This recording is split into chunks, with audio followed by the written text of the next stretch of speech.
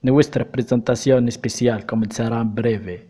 So the guardrail turned out to be a rock animal and Fumi saves Lucy using his stand, which looked a bit like Hamid the Papuru, then pulled the most Joseph Joestar face I've ever seen a human perform. He literally takes Lucy and Nigerindayo. As he's fucking the desert, aka running carrying Lucy, she notices the Joestar birthmark and Toru planting the Rokakaka on the side. Then she asks Fumi about this birthmark and he spells it out. His grandpa is Johnny the Jockey Joestar. His papa is Georgie Joestar, and his name is Joseph Joestar. And his Japanese friends call him Fumi, as in its Japanese translation, Josie Fumi. And his daughter was Holly Kira Joestar. Because Fumi is so yasashi, he decides to accompany Lucy to America because she is injured. And before having the chance to return home, something worse than COVID hit. World War II. He can't go back to Japan for some time, so he chooses to enjoy his detour. Joseph Joestar was able to work as Lucy's assistant and received an education and earned citizenship in New York. And he also found employment at the Atlantic City Casino Hotel.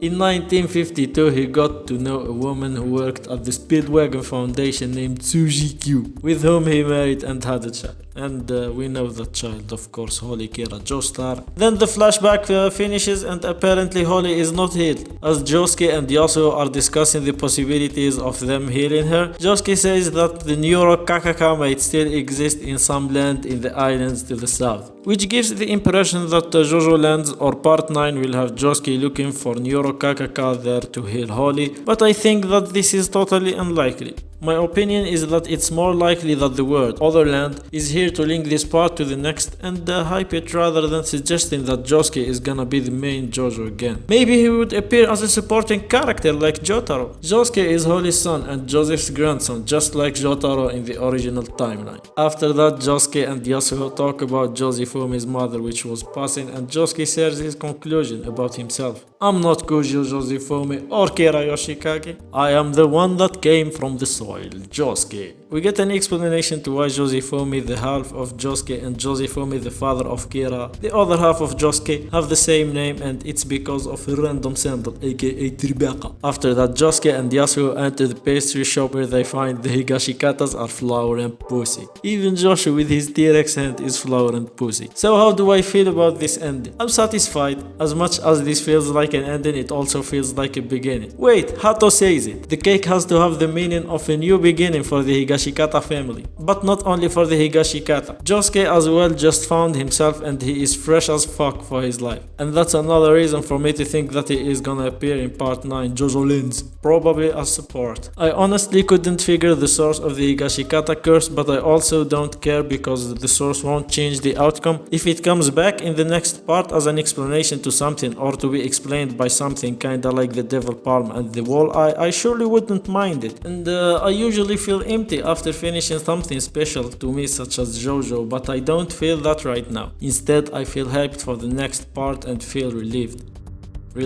I just realized that the last 20 chapters and months felt like Kinpachi's Ryatsu when I thought about Jojolion. The Endless Calamity chapters and the conclusion are fucking awesome, man. For 2 years I've been reading how Josuke is undergoing the Endless Calamity, but it surely ended in an unexpected way to me at least. That gives me courage. This story gives me courage. JoJo gives me courage. Fucking thank you, Araki. And also fuck you for not showing us which cake Josuke chose. Peace and be soft and do it.